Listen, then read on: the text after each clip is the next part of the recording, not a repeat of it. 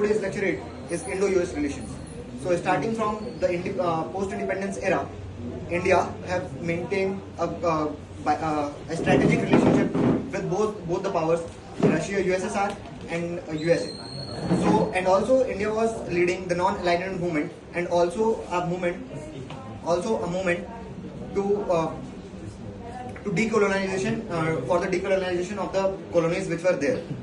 Moving on to the next step, because of the strategic presence of USSR in Afghanistan, and to counter that, USA sided with Pakistan, and India had to side with USSR simultaneously.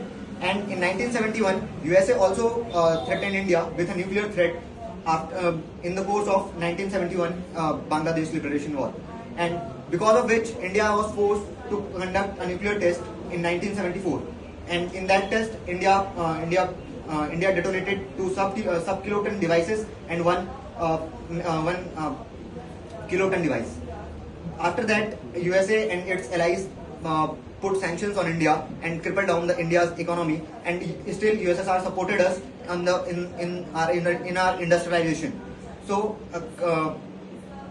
the next step of the Indo-US relationship was the 1991 liberalization. After the disintegration of USSR, India had to liberalize, privatize, and globalize its economy for the future endeavors, and to attract the future investment from the capitalistic and economically stronger Western world.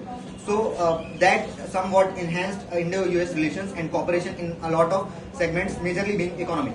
In 1998, after Operation Devi Shakti, India has conducted once again nuclear test and got sanctions imposed over it by the Western nations and allies of USA. After that turbulent period, India have rebuilt itself and also got 123 agreements signed between India and USA for the nuclear cooperation on nuclear technology. Still, there is a lot of things which are promised in that agreement but not provided. But some development is also considerable, is also good, better than nothing. Concluding my speech, I would like to say that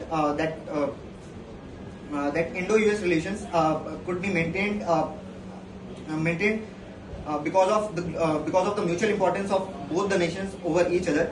India requires USA because of for the economic investments in India, and also